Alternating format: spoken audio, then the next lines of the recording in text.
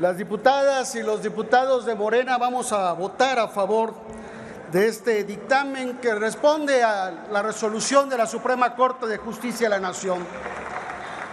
Y lo vamos a hacer porque hay quienes no entienden el alcance del artículo 74 constitucional en su fracción cuarta, que a la letra dice que es facultad exclusiva de esta Cámara de Diputados aprobar el presupuesto de la Federación previo examen, discusión y, en su caso, modificación del proyecto enviado por el Ejecutivo Federal. Tenemos esa facultad, no es que nada más de aprobar por aprobar, tenemos la facultad de modificar. Dicha facultad no se trata de una ocurrencia caprichosa del constituyente, sino de un ejercicio republicano donde la Cámara de Diputados, que es la Cámara donde se concentra la representación del pueblo, establece un control sobre el destino de los recursos públicos, que aunque resulte redundante, son y deben servir al pueblo. Esta es una disposición, además, que viene del derecho antiguo.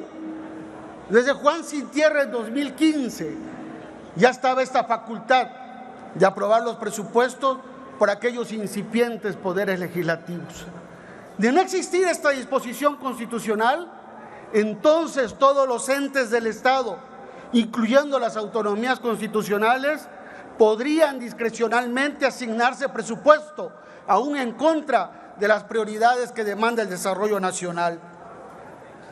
El INE, surgido en 2014 como una necesidad de actualizar la legislación electoral, porque sí ha habido alternancias, pero no han sido alternancias pacíficas. En 2006, recuerden, el IFE encubrió el fraude electoral que permitió el ascenso al poder de Felipe Calderón.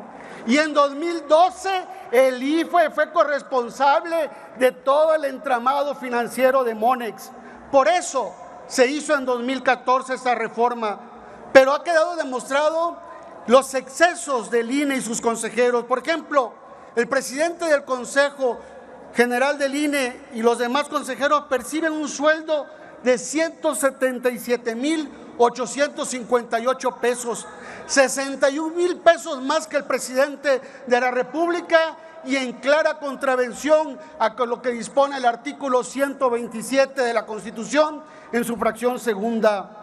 Y les doy otro ejemplo de derroche. El INE pidió un presupuesto de 18,152,501 pesos para servicios de jardinería y de fumigación. Así se las gasta el INE. Por eso se niegan a hacer ajustes presupuestales. Miren ustedes, hay otros organismos autónomos que se han ajustado a una política racional de gastos. Por ejemplo, la Fiscalía General de la República de 2018 a 2022 ha decrecido en 6.3% su presupuesto. La Comisión Nacional de Derechos Humanos en 28.3%. La Comisión Federal de Competencia Económica en 15.6%. El Instituto Federal de Telecomunicaciones en 33.9%. El Coneval en 34.4%. Y el Instituto Nacional de Transparencia, Acceso a la Información y Protección de Datos Personales, el INAI, en 24.2%.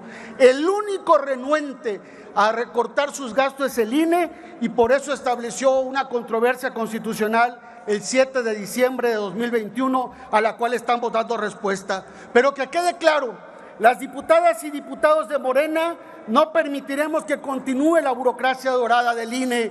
Que se escuche fuerte y claro: nadie está por encima de la ley ni puede seguir transgrediendo la Constitución.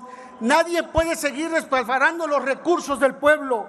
Nadie puede seguir teniendo una vida de privilegios a expensa del esfuerzo de las mexicanas y mexicanos, y eso incluye al INE y a su burocracia dorada.